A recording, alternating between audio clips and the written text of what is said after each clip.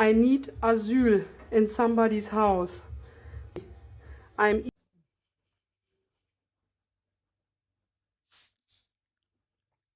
The things y'all tag me on sometimes are beyond wild.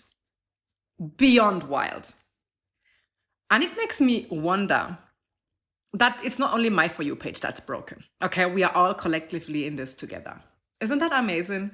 I know we are responsible for our own algorithm, but what the actual fuck was that? What the actual fuck was that? Excuse me? Oh my God. Listen, okay. I know some of y'all make being married to a black man or a black spouse generally your entire personality. We've come to the realization, okay, that you have no character traits, no personality, no skills, no talent whatsoever, but being married to a black man. And that's the only thing you're showing online. But don't be deceived, babe. Don't be deceived. It's only the fetishization part of it. This type of people don't talk about the struggle. They don't talk about their own whiteness. And they don't talk about unlearning all these bias and stereotypes and inherited racism and everything in between. No, no, no, no, no, no, no. No. Interracial relationships of that nature, biggest red flag, in my opinion. Because tell me, what the fuck did you want the world to know with this video? You know, it's perfectly fine to have a sensitive smell towards certain spices, meats, dishes, whatever. But there's a way to go about it.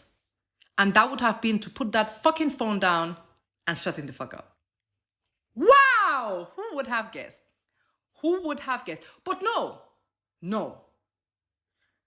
My girl went, recorded the pod, put a mask on her face and showed the world how disgusting that food smells and that she needs asylum in somebody's house because the smell is so bad.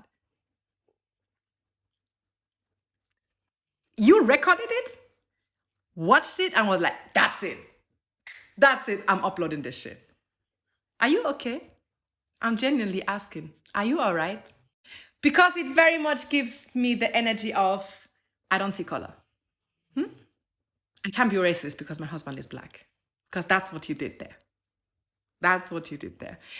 Just because something smells different or strong or even unpleasant to you does not give you the right to put your white ass face on the internet with a fucking mask on and telling the world that you need asylum in someone's house. Jokes or not, I don't give a fuck because racism is not a fucking joke and clearly racism is everywhere. Like you've shown us impressively. Putting that mask on your face because it smells so bad. Girl, be so for real. I don't know what else to tell you other than the fact that this is problematic as fuck. Take that fucking video down, have a moment with yourself and be like, how would I feel if my husband was to cook my German, whatever food you might be eating, putting a mask on himself and telling the world how he needs asylum from his own house because the smell of Sauerbraten mit Klöße is so bad to him. And you will be cool with that?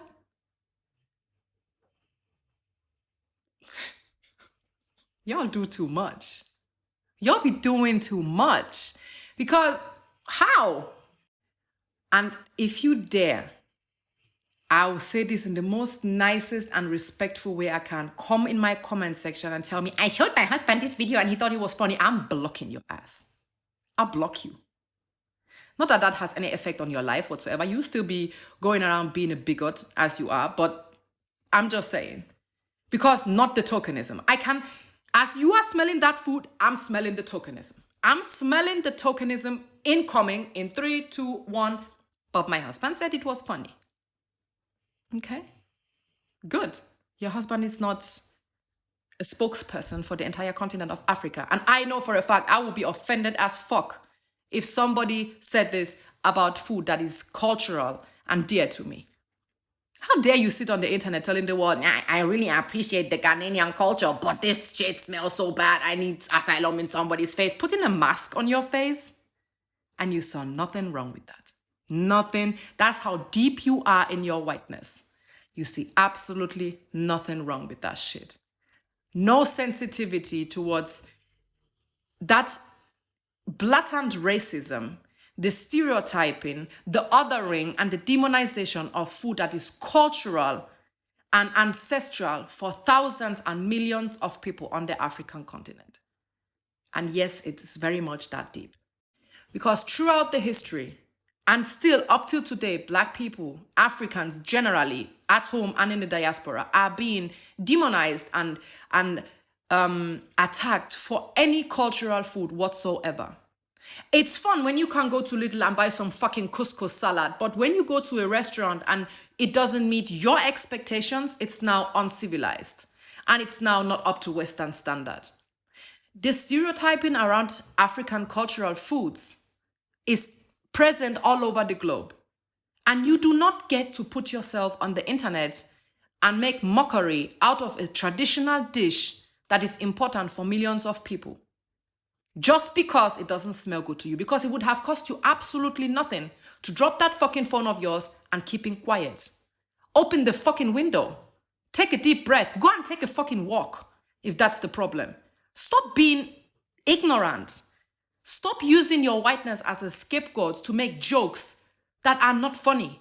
If your only humor consists of dragging cultures, foods, identities, religions into it, then it's not humor. You're being a bigot, in case you don't know. Nobody has told you this yet. I'm here to tell you.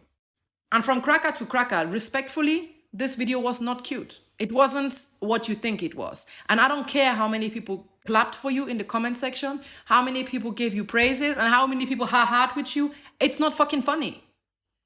It's not fucking funny. And if you do the slightest research about the way Black people have been stripped of their cultural identities, even on African soil, you would have never made this video. You would have never made this video because you would have come to the realization that this is a sensitive topic that you should not be talking about. You should not be talking about it. But here we are. I hope you got the likes and clicks and views that your ego so much needed.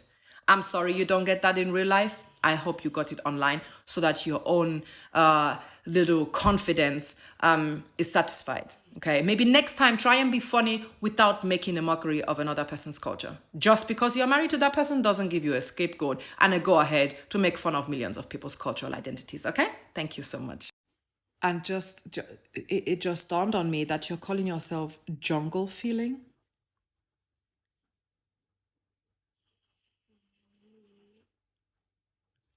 I want to keep this account, so I'm just going to leave this uncommented. But what the actual fuck?